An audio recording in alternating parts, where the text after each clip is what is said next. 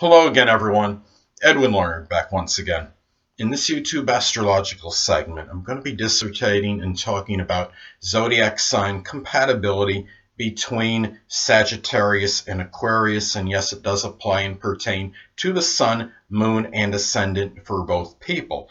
Well, anyway, they are compatible by sign. They are sextile by sign, or two signs apart. Sagittarius and Aquarius are both masculine signs, which suggest extroversion and gregariousness. Both are generally more optimistic than negative, and more and not really about pessimism. A Sagittarius is the kind of person that tries to see the best in situations and can even see the best in the most adverse set of circumstances. And Aquarius is very progressive. They are future oriented. They are often very positive people. And you look at both these signs now. Sagittarius is really very exuberant. Aquarius can put a lot of enthusiasm into things. Sagittarius can be very visionary. And you have Aquarius, which has very often very far-reaching ideas, could be very innovative.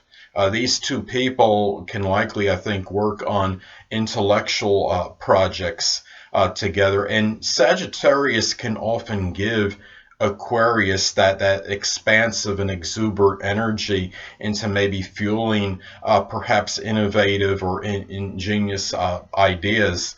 And really, you have Sagittarius, which is very strongly philosophical. They could be very intellectual. Both these signs could be strongly connected with intellectual stimulation and conversation. However, you look at these two signs, and Sagittarius being the mutable sign, if there happens to be a dispute between these people, and regardless whether it's a platonic or romantic, sexual, significant other situation, that Sagittarius would be the likely one that would have to really would be the one to compromise or give in more often than not, because Aquarius is a fixed sign. And even though Aquarius can have a very amicable and amiable nature and could be exceptionally friendly, they could be very fixed in their views, and they could be a lot more fixed than other people may see. That if they just see Aquarius superficially,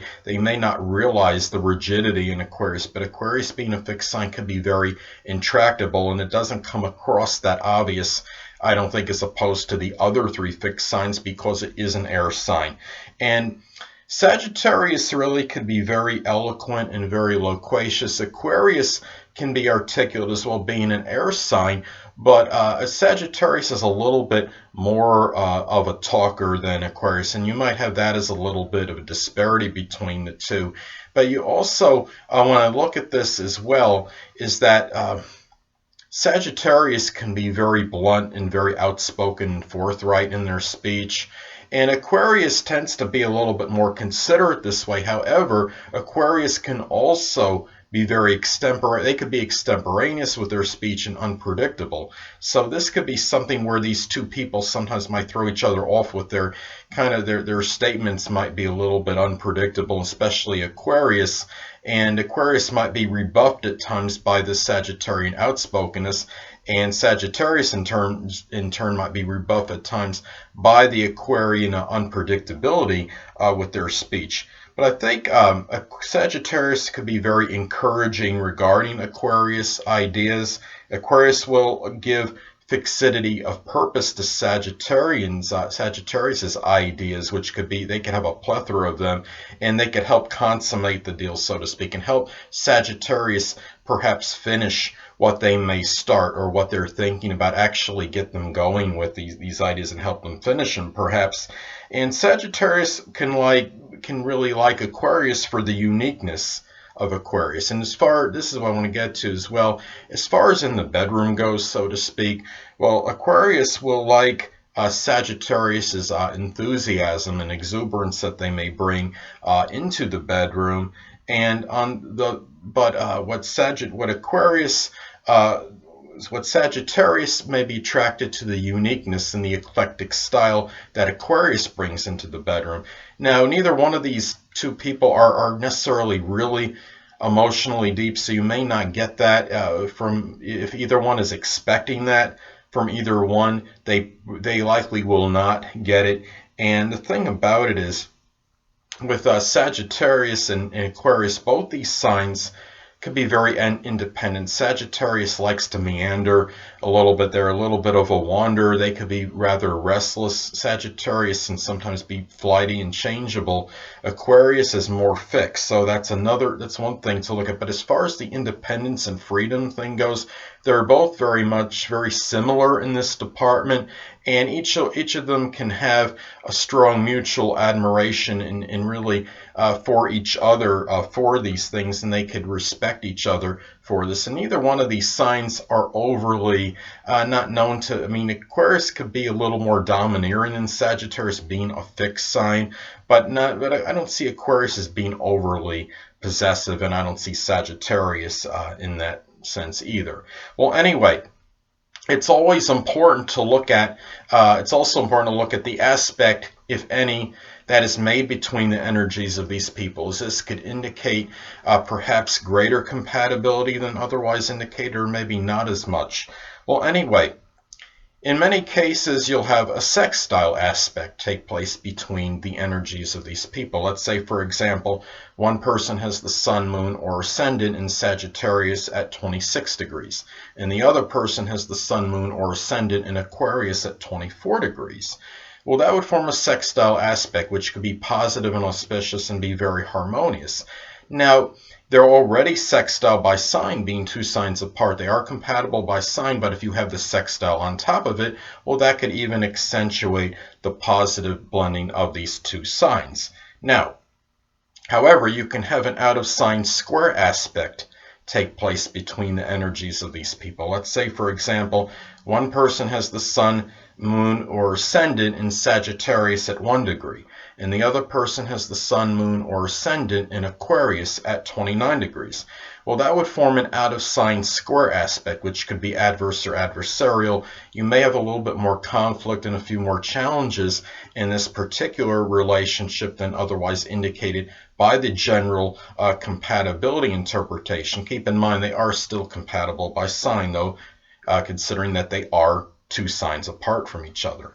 Well, you could also have a semi-sextile aspect take place between the energies of these people. Let's say, for example, one person has the sun, moon, or ascendant in Sagittarius at 29 degrees, and the other person has the sun, moon, or ascendant in Aquarius at 0 degrees.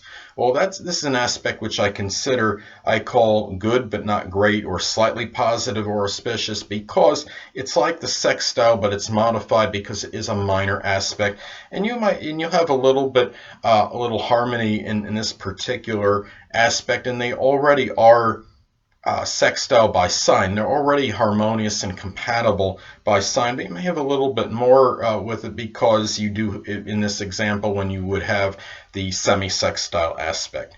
Well, anyway, last but not least, you can have a semi-square aspect take place between the energies of these people. Let's say, for example, one person has the sun, moon, or ascendant in Sagittarius at 20 degrees, and the other person has the sun, moon, or ascendant in Aquarius at 5 degrees. Well, that would form a semi-square aspect, which I consider which really is slightly adverse or adversarial.